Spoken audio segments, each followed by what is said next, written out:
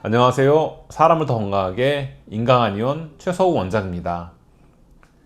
봄이 되면 화사하게 꽃이 핍니다. 누가 시키지 않아도 때가 되면 알아서 꽃이 피듯이 여성의 몸도 때가 되면 저절로 변화합니다. 한 달에 한 번은 꼭 보름달이 뜹니다.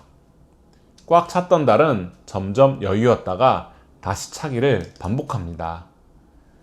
이런 달처럼 여성에게도 매달 월경이 찾아옵니다. 자연의 흐름처럼 그 속에서 살고 있는 사람에도 저마다의 흐름이 있습니다. 흐름대로 살아간다면 큰 무리 없이 건강하게 지내지만 흐름이 깨진다면 그 이후에는 건강이 흔들립니다. 여성의 몸에서 이런 흐름을 나타내는 가장 대표적인 현상이 바로 월경입니다. 그 중에서도 무월경은 흐름이 시작되지 않았거나 끊겼음을 알립니다. 이번 영상에서는 무월경의 종류와 이에 대한 치료에 대해 말씀드리겠습니다.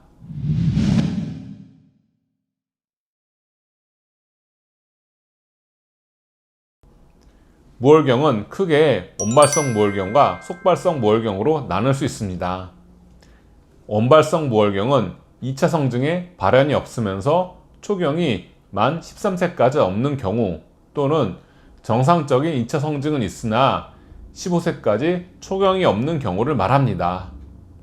속발성 무월경은 월경이 있던 여성에게 과거 월경 주기에 3배 이상의 기간 동안 월경이 없거나 6개월 이상 월경이 없는 경우입니다.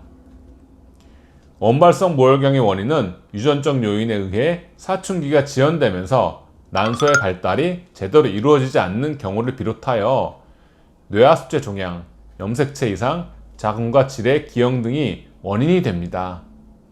검사상 특별한 원인이 없는데 난소의 발달이 지연되어 월경이 시작되지 않는 무월경이 한방치료의 대상입니다.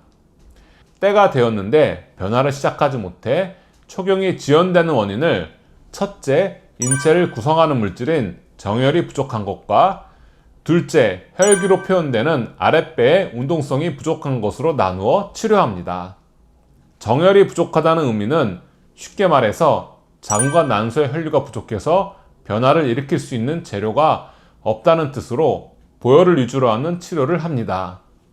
혈기가 부족하다는 것은 우리 몸이 변화하기 위한 아랫배의 운동성이 부족하다는 뜻으로 변화의 근원인 단전의 힘을 끌어올립니다. 속발성 무월경의 원인으로는 호르몬 불균형이 가장 크고 그 밖에 시상하부 장애, 뇌하수체 기능 장애, 난소의 손상으로 인한 기능 저하 등이 있습니다.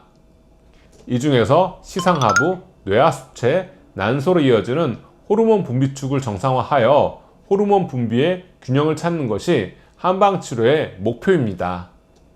먼저 중지되었던 월경을 통하게 하고 중지되었던 월경이 시작되면 문제없이 계속 진행될 수 있도록 체질과 증상에 맞추어 치료를 진행합니다.